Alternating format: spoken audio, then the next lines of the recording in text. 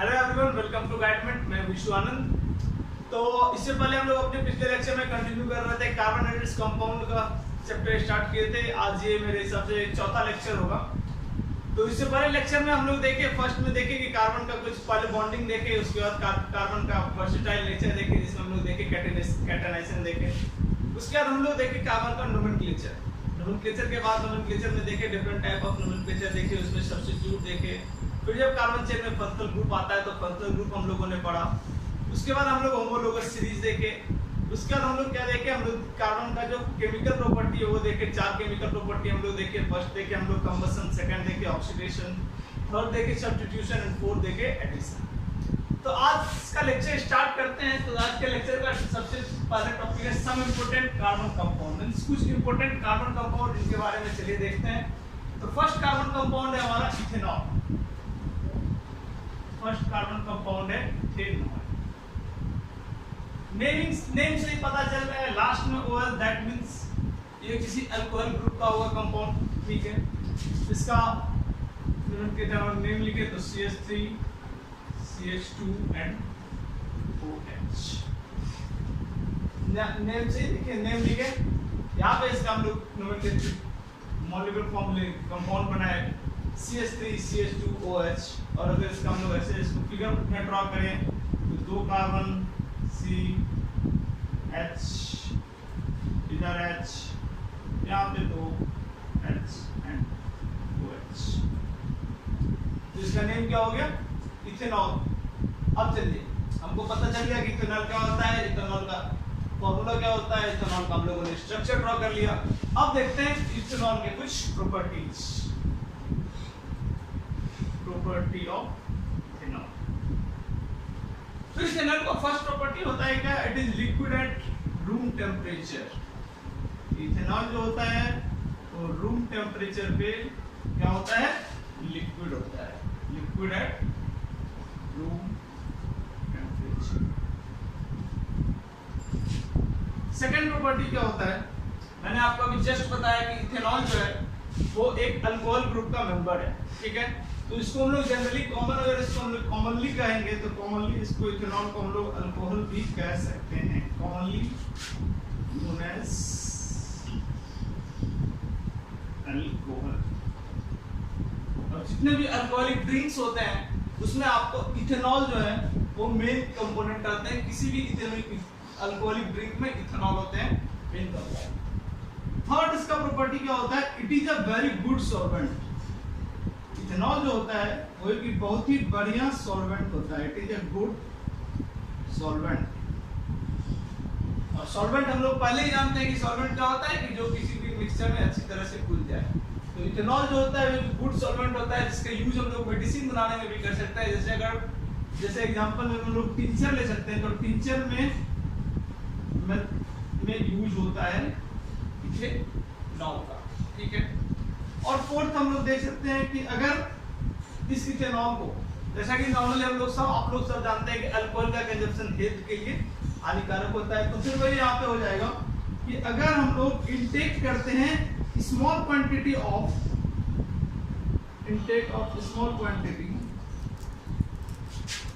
Ethanol, quantity of pure ethanol,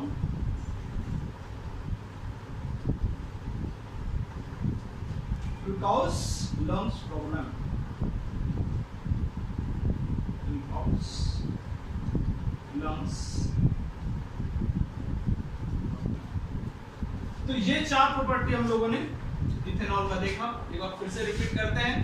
ethanol का chemical formula क्या होता है, CH3 CH2 OH। लास्ट में OH, अगर जिसको नोमेनक्लेचर पता है तो इसको इजीली कह देगा कि लास्ट में OH है, दैट मींस ये अल्कोहल के ग्रुप का है। इसका नेम होगा 2 कार्बन ई, लास्ट में alcohol, that means ethanol. Ethanol का 4 प्रॉपर्टी हम लोगों ने देखा। First, it is liquid at room temperature. Second property that it is commonly known as alcohol. Third property क्या हम लोग देखे, it is a very good solvent. Ethanol जो होता है वो एक बहुत ही अच्छा सॉल्वेंट है, वो किसी भी मिक्सचर में बहुत ही इजीली मिल जाता है। उसका यूज हम लोग मेडिसिन बनाने में भी करते हैं। जैसे हम लोग टिंचर हो गया, और भी बहुत सारे यूज होते हैं इथेनॉल के। फोर्थ प्रॉपर्टी हम लोग देखें कि अगर आप कोई भी आदमी प्योर इथेनॉल का अगर थोड़ा सा भी कुछ क्वांटिटी इंटेक करता है तो it will cause a serious lungs problem. तो अब नेक्स्ट देखते हैं इथेनॉल का हम लोग प्रॉपर्टी देखी इथेनॉल का कुछ। अब देखते हैं reaction of ethanol. That means ethanol का रिएक्शन कुछ कंपाउंड से इथेनॉल किस प्रकार से रिएक्ट करता है। रिएक्शन ऑफ इथेनॉल, इसमें हम लोग फर्स्ट देखते हैं रिएक्शन विद सोडियम। इथेनॉल जब सोडियम से रिएक्ट करता है तो क्या प्रोडक्ट को फॉर्म करेगा। रिएक्शन विद सोडियम, तो इथेनॉल का रिएक्शन चलिए सोडियम के साथ करवाते हैं। इथेनॉल हमारा हो गया CH3 CH2OH, और इसका जब रिएक्शन हम लोग करते हैं सोडियम के साथ तो प्रोडक्ट में हमारा क्या आता है। प्रोडक्ट में हमारा आता है 2 CH3 CH2O Na plus H। तो हम लोगों ने देखा कि इथेनॉल का जब रिएक्शन हम लोग सोडियम के साथ करते हैं तो प्रोडक्ट हमारा आता है CH3 CH2O Na प्लस, और इस कंपाउंड को हम लोग बोल सकते हैं sodium ethoxide. Sodium ethoxide plus H2। तो फिर से देखते हैं कि इथेनॉल सोडियम के साथ रिएक्ट करेगा तो प्रोडक्ट हमारा क्या आएगा, सोडियम इथॉक्साइड प्लस H2। अब दूसरा चीज देखते हैं इसका इथेनॉल का reaction. Reaction to give unsaturated hydrocarbon. Reaction to give unsaturated hydrocarbon, किस तरह से किस चीज से इथेनॉल का रिएक्शन कराएं कि उसका जो हाइड्रोकार्बन है unsaturated, reaction to give unsaturated carbon. कि इथेनॉल का सबसे पहले हम देखते हैं कि इथेनॉल जो है इसके फॉर्मूला में देखें, जहां पे हम लोग देख रहे हैं वो सिर्फ सिंगल बॉन्ड देखते हैं। जब किसी भी कंपाउंड में सिर्फ सिंगल बॉन्ड हो वो कहलाता है सैचुरेटेड कार्बन। तो अब इसका रिएक्शन देखते हैं कि किस तरह से इस इथेनॉल को हम लोग अनसैचुरेटेड हाइड्रोकार्बन में चेंज कर देंगे। तो इसका रिएक्शन हो जाएगा CH3 CH2OH in the presence of, किसके प्रेजेंस में कि क्या कौन सा ऐसा वहां पे एजेंट आएगा, डिहाइड्रिंग एजेंट आएगा। तो डिहाइड्रिंग एजेंट हमारा आता है concentrated hot and concentrate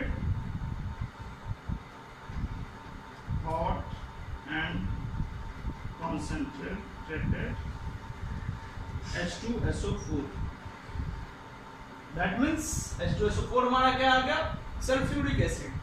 hot and concentrated sulphuric acid से अगर के प्रेजेंस में, और इसको हम लोग कहते हैं सही H2SO4 जो है ये हमारा कहलाएगा डिहाइड्रिंग एजेंट। डिहाइड्रिंग एजेंट तो CH3 CH2OH that means ethanol, इसका रिएक्शन हम जब करते हैं किससे, हॉट एंड कंसंट्रेटेड H2SO4 से, तो हमारा प्रोडक्ट क्या आ जाएगा CH2 double bond CH2 plus H2। हमारा CH3 CH2 double bond plus H2O। तो यहाँ पे हम लोग देख रहे थे क्या कि कार्बन के बीच हमेशा सिंगल बॉन्ड है। दैट मींस ये क्या है, ये तो सैचुरेटेड कार्बन का कंपाउंड हो गया। अब इसको जब अनसैचुरेटेड कार्बन में चेंज करना है तो उसका रिएक्शन हम लोग किससे किए, उसका रिएक्शन हम लोग किए हॉट एंड कंसंट्रेटेड H2SO4, और ये H2SO4 वो कंपाउंड जो कि एक सैचुरेटेड कार्बन को चेंज कर देगा अनसैचुरेटेड कार्बन में, उसको हम लोग बोलेंगे डिहाइड्रिंग एजेंट। ये हमारे हॉट एंड कंसंट्रेटेड H2SO4 हो गया डिहाइड्रिंग एजेंट।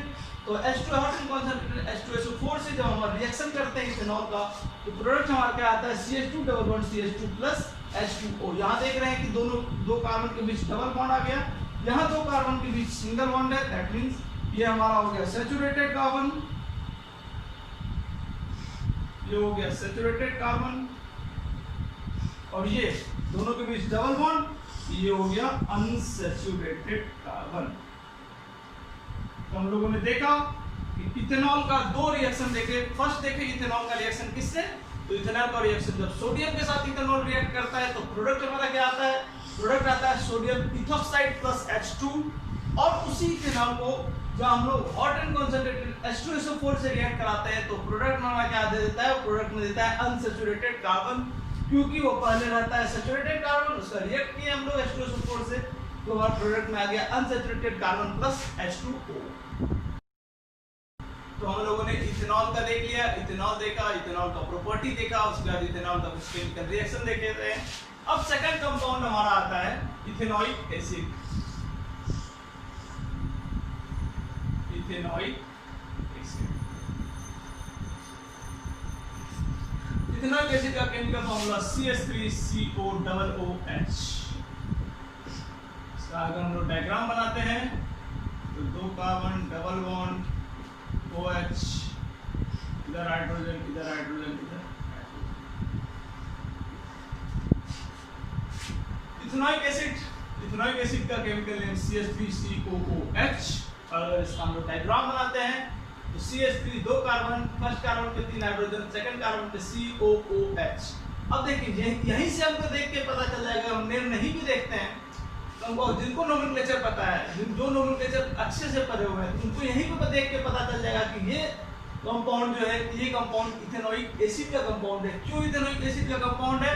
क्योंकि ये फंक्शनल ग्रुप COOH, ये फंक्शनल ग्रुप किसका है? कार्बोनिक एसिड का है। तो COH हो गया, यहाँ पे 2 है तो इथेन हो गया, तो इथेन फर्स्ट यहाँ पे ओइक एसिड, तो इथेनोइक एसिड। ये हो गया CH3COOH, इथेनोइक एसिड। तो चलिए अब इसका कुछ प्रॉपर्टी देखते हैं, इथेनोइक एसिड का क्या क्या प्रॉपर्टी होता है। फर्स्ट इसका अगर हम लोग मेल्टिंग पॉइंट देखें, इथेनोइक एसिड का मेल्टिंग पॉइंट कितना होता है। अगर इथेनोइक एसिड का मेल्टिंग पॉइंट हम लोग देखें तो इथेनोइक एसिड का मेल्टिंग पॉइंट होता है 290 केल्विन। इसका मेल्टिंग पॉइंट होता है 290 kelvin.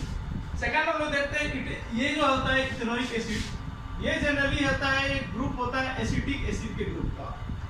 It is commonly of the group acetic acid, of the group acetic acid. Ethanoic acid जो है ये एसिटिक एसिड के ग्रुप का एसिड है, इसको हम लोग कहते हैं इथेनोइक एसिड। थर्ड जो है, अगर इस इथेनोइक एसिड का 5 से 8% हम लोग वाटर में डाल देते हैं, 5 to 8% ऑफ इथेनोइक एसिड को हम लोग जब वाटर में मिलाते हैं, when added in water, it forms vinegar. It forms vinegar. और विनेगर को हम लोग, आप लोग सारे अपने घर में देखते होंगे, जिसको हम लोग अगर हिंदी में देख उसका नेमिंग करें तो हिंदी में विनेगर को हम लोग सिरका बोलते हैं। तो वो सिरका आखिर बनता कैसे है? तो 5 से 8% ओनली इथेनोइक एसिड का 5 to 8% जब हम लोग वाटर में मिक्स कर देते हैं, वो हमारा कंपाउंड जो फॉर्म होता है, उस कंपाउंड को हम लोग बोलते हैं विनेगर। तो फिर से एक बार इथेनोइक एसिड को देखते हैं। इथेनोइक एसिड का नेम, कॉमन नेम CH3COOH। उसका कुछ प्रॉपर्टी, फर्स्ट उसका मेल्टिंग पॉइंट होता है 290 केल्विन। सेकंड, ये जो होता है इथेनोइक एसिड, ये ग्रुप होता है, कॉमनली इस ग्रुप का होता है वो एसिटिक एसिड ग्रुप का कंपाउंड होता है। कौन सा? Ethanoic acid. थर्ड क्या इसका प्रॉपर्टी हो गया कि अगर हम 5 से 8% इथेनोइक एसिड को जब हम लोग वाटर में मिलाते हैं, वो फॉर्म करता है, क्या फॉर्म करेगा? तो वो फॉर्म करेगा विनेगर। तो इथेनोइक एसिड का हम लोग प्रॉपर्टी कंप्लीट कर लिए। अब प्रॉपर्टी के बाद देखते हैं इथेनोइक एसिड का कुछ reaction of ethanoic acid।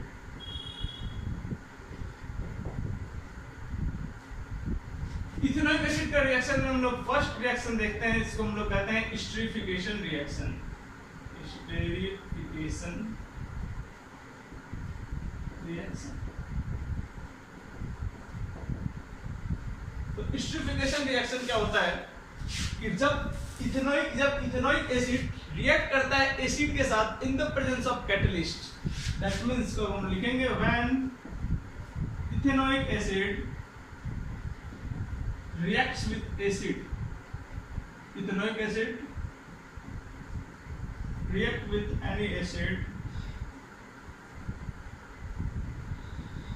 in the presence of catalyst. In the presence of catalyst.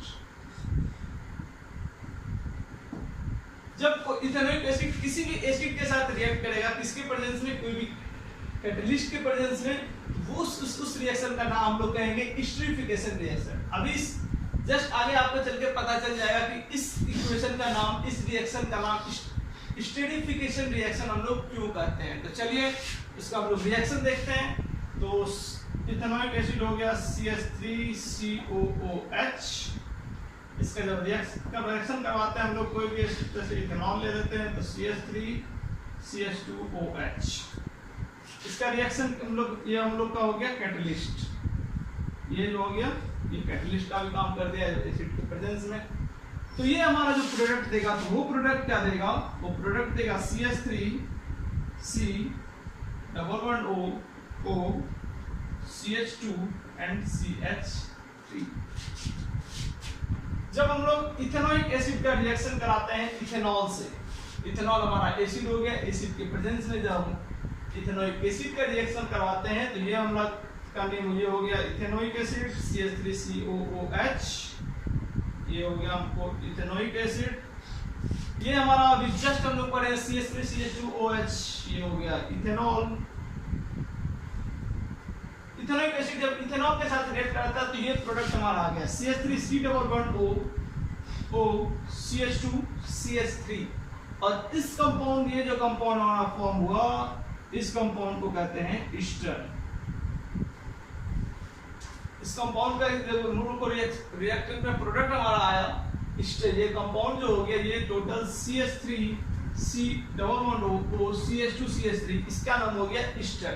तो इसी ईस्टर के कारण इस रिएक्शन का नाम क्या पड़ गया, एस्टरीफिकेशन रिएक्शन।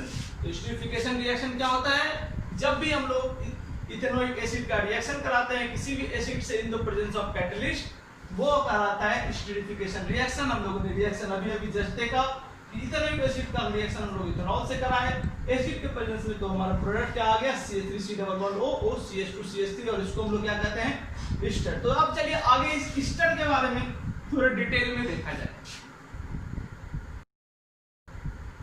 तो अभी हम लोग को इथेनॉइक एसिड का जब हम लोग रिएक्शन इथेनॉल से कराया तो प्रोडक्ट हमारा क्या आया था, ईस्टर।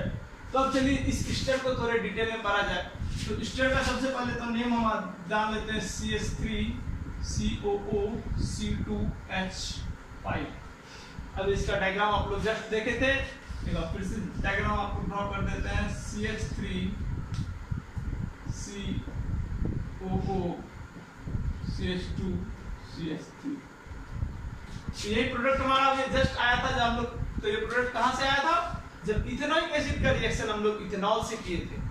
तो इस ईस्टर का कुछ प्रॉपर्टी देखते हैं। First, they are sweet in smell. Sweet in smell, ये जो होते हैं स्मेल में बहुत स्वीट होते हैं। सेकंड, इसका हम लोग देख सकते हैं ईस्टर का, तो इसको कहेंगे it is used in making perfumes. आप लोग जो परफ्यूम यूज करते हैं, परफ्यूम में किस चीज का यूज होता है, तो परफ्यूम में होता है ईस्टर का यूज। ईस्टर का यूज क्यों होता है, because ester are sweet in smell. Third देखते हैं कि ईस्टर जब भी किसी भी एसिड और बेस कैटलिस्ट, हमारा कोई जब एसिडिक कंपाउंड रहे या फिर बेसिक कंपाउंड रहे, अगर उसके प्रेजेंस में ईस्टर रिएक्शन करता है, अगर CH3COO C2H5, ये हमारा ईस्टर हो गया, और ये जब रिएक्ट करता है किससे, NaOH हमारा बेस हो गया। किसी भी कोई भी एसिड हम लोग ले सकते हैं, कोई भी बेस ले सकते हैं। तो ईस्टर का रिएक्शन जब हम लोग बेस से करवाते हैं तो वापस हमको प्रोडक्ट क्या आ जाता है, प्रोडक्ट हमारा आ जाएगा CH3COOH plus CH3CH2OH। That means ये हो गया रिवर्स रिएक्शन। अभी थोड़ी देर पहले हम लोग देखे थे कि जब इथेनॉइक एसिड और इथेनॉल आपस में रिएक्ट करता है किसके प्रेजेंस में, एसिड के प्रेजेंस में, तो प्रोडक्ट हमारा आ रहा था ईस्टर। प्रोडक्ट क्या आ रहा था, ईस्टर। अब इसी ईस्टर को जब हम लोग बेस से रिएक्शन कराते हैं या फिर एसिड से रिएक्शन कराते हैं, अभी यहाँ पे हम लोगों ने बेस ले लिया NaOH, जो हमारा एक कोई भी बेस हो गया। जब इसी ईस्टर को बेस के साथ ये रिएक्ट करता है तो वापस हमको प्रोडक्ट में क्या दे देगा, वापस प्रोडक्ट में दे देगा इथेनोइक एसिड प्लस इथेनॉल। और इस कंप्लीट रिएक्शन को, ईस्टर का रिएक्शन NaOH के प्रेजेंस में जब होता है तो इस कंप्लीट रिएक्शन को हम लोग कहते हैं सपोनिफिकेशन रिएक्शन। Saponification reaction. और इस सपोनिफिकेशन रिएक्शन का यूज हम लोग मे भी इस लेक्चर में तो नहीं पढ़े, नेक्स्ट लेक्चर में आप लोग देखेंगे कि सपोनिफिकेशन का यूज होता है जब सोप एंड डिटर्जेंट का फॉर्मेशन हम लोग पढ़ेंगे इस चैप्टर का नेक्स्ट आगे लास्ट टॉपिक है एटलीस्ट मेरे हिसाब से। तो जब उसमें हम लोग पढ़ेंगे तो उसमें इस रिएक्शन को हम लोग फिर से दोबारा देखेंगे, सपोनिफिकेशन रिएक्शन। तो ईस्टर के बारे में हम लोगों ने अभी क्या क्या देखा, तो फर्स्ट देखिए ईस्टर का कॉमन नेम CH3COO(C2H5). उसके तीन प्रॉपर्टी देखे। फर्स्ट प्रॉपर्टी क्या हो गया कि वो जो होते हैं वो बहुत ही स्मेल में स्वीट होते हैं। सेकंड, ईस्टर का यूज क्या है, it is used in making perfumes. Third, Easter जब रिएक्ट करता है NaOH से तो प्रोडक्ट हमारा वापस क्या रहता है, ethanoic acid plus ethanol. That means when Easter react with acid और base in the presence of catalyst, then the product will be ethanoic acid and ethanol, and this complete reaction is known as saponification reaction. तो चलिए अब ethanoic acid का हम लोग third reaction देखते हैं, reaction with second ही होगा। First स्टीरिफिकेशन हम लोगों ने देखा था, सेकेंड देखते हैं रिएक्शन विद बेस। किसी भी बेस से जब इथेनोइक एसिड रिएक्ट करेगा तो क्या फॉर्म करेगा, जब किसी भी बेस CH3COOH, ये हमारा हो गया इथेनोइक एसिड, जब इसका रिएक्शन कराते हैं NaOH सोडियम हाइड्रोक्साइड हमारा बेस, तो प्रोडक्ट आ जाएगा CH3COONA प्लस H2O। तो हम लोगों ने देखा कि किस इथेनोइक एसिड CH3COOH का रिएक्शन जब हम लोग बेस से करते हैं दैट मींस NaOH से, तो प्रोडक्ट हमारा क्या आ गया CH3COONA। इसको हम लोग सोडियम इथेनोएट भी कह सकते हैं, इस प्रोडक्ट को सोडियम इथेनोएट भी कह सकते हैं, और सोडियम एसीटेट भी इसी कंपाउंड को कह सकते हैं, सोडियम एसीटेट। तो जब भी इथेनोइक एसिड बेस के साथ रिएक्शन कर रहा है तो क्या फॉर्म कर रहा है, सोडियम इथेनोएट CH3CONA या फिर सोडियम एसीटेट प्लस H2O। अब देखते हैं लास्ट रिएक्शन कि जब भी इथेनोइक एसिड मेटल का हाइड्रोजन कार्बोनेट और मेटल कार्बोनेट से रिएक्ट करेगा तो क्या फॉर्म करेगा, रिएक्शन विद मेटल कार्बोनेट और metal hydrogen carbonate, metal carbonate and metal hydrogen carbonate, metal hydrogen carbonate. जब भी इथेनोइक एसिड जब मेटल कार्बोनेट या फिर मेटल हाइड्रोजन कार्बोनेट के साथ रिएक्ट करेगा तो क्या फॉर्म करेगा। तो चलिए सबसे पहले देखते हैं मेटल कार्बोनेट, और तो कोई भी मेटल कार्बोनेट हम लोग ले सकते हैं, Na2CO3 हो जाएगा हमारा metal carbonate. Metal hydrogen carbonate ले लेंगे तो ये हो जाएगा Na2HCO3, ये इसमें हाइड्रोजन आ गया तो ये हो गया मेटल हाइड्रोजन कार्बोनेट। सिंपल है तो ये हो गया हमारा मेटल कार्बोनेट Na2CO3। तो चलिए अब देखते हैं CH3COOH when react with Na2CO3, इसका प्रोडक्ट क्या आ जाएगा, जब भी इथेनोइक एसिड रिएक्ट करेगा मेटल कार्बोनेट से तो रिएक्शन हमारा प्रोडक्ट हमारा आ जाएगा 2CH3COONA plus CO2 plus H2O। तो हम लोगों ने देखा कि जब भी इथेनोइक एसिड मेटल कार्बोनेट के साथ रिएक्ट कर रहा है, ये हमारा हो गया इथेनोइक एसिड, Na2CO3 हमारा हो गया मेटल कार्बोनेट। इथेनोइक एसिड जब मेटल कार्बोनेट के साथ रिएक्ट कर रहा है तो प्रोडक्ट हमारा क्या आ रहा है, अभी भी आ रहा है CH3 product CH3CONA plus CO2 plus H2O। अगर हम फिर से देखते हैं कि मेटल हाइड्रोजन कार्बोनेट के साथ ये रिएक्ट करेगा तो ये क्या फॉर्म करेगा, Na2HCO3, ये हमारा हो गया मेटल हाइड्रोजन कार्बोनेट। तो इसका जब रिएक्ट करेगा आपस में तो ये फॉर्म करेगा direct CH3CONA plus CO2 plus H2O। तो देख रहे हैं कि इस दोनों का रिएक्शन में से सारा चीज लगभग सेम है। यहाँ भी CH3COH, इधर भी CH3COH, यहाँ भी Na2CO3, यहाँ पे बस है Na2HCO3।